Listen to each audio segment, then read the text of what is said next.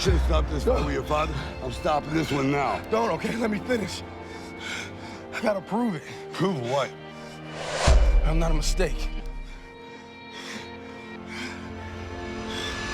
Part of being hungry when you've been defeated, it takes courage to start over again. So how do we begin to nurture that hunger? What are the characteristics or the qualities of people that are hungry? What will it take for me to get some of the things that I want? And being hungry for those things, number one, you've got to work on yourself. It's very important that you engage in an ongoing process to develop you. Spend more time on yourself than what you've been spending. And we find ourselves doing all kinds of things and never ever have time to do those things that we need to do to work on ourselves. And then there goes a second, there goes another second, there goes another second, and we can't stop and hold time. And before you know it, you wake up one day and you're behind in your dreams and your bills. Many of us never realize our greatness because we become sidetracked by secondary activity. We spread ourselves too thin. Don't know how to say no. From being able to get that mindset, from being able to get that neurochemical change in the brain and being able to feel that is confidence. And winning gives you that confidence. Every time you get that chemical change, you get that hit from every little win that you get, your level of confidence goes up. Your level of confidence continues. It continues to rise, which gives you the ability to have more wins. And the crazy thing is when you look at it, for most individuals, especially for myself, right, confidence is it's like the ultimate drug. It's like the ultimate drug. But you know who the dealer is? Winning is the dealer. Watching me right now, whatever you put your heart to do, whatever you put your mind to do, whatever it is that you want to accomplish, I don't care if you don't have no support. With me, you alone, we can get this thing done, baby, all right? So this one is dedicated to all of my underdogs out there. You can do it, baby, but you got to want it for you more than E.T. wanted for you. I'm just here to be your cheerleader. I'm just here to pump you up. I'm just here to motivate you, but you got to put in the work, all right? So I got 3 things for you, baby. 3 things real quick, all right? The first one is this, baby. This is to all my underdogs out there.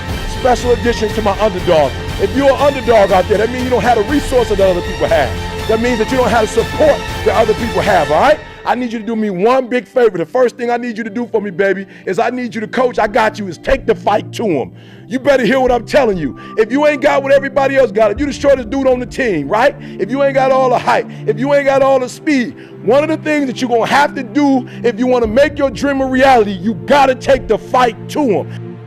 Okay. You see this guy here staring back at you? Yeah. That's your toughest opponent. Every time you get into the ring, that's who you're going against.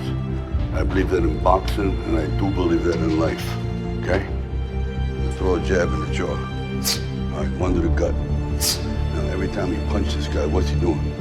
Start one back at it. That's right. So either you block it, slip it, or get out of the way. So. I'll leave you two alone for a while. If you are an underdog, you gotta believe against all odds. If you are an underdog, you gotta learn to close your ears to everybody. You gotta learn to close your ears to everything.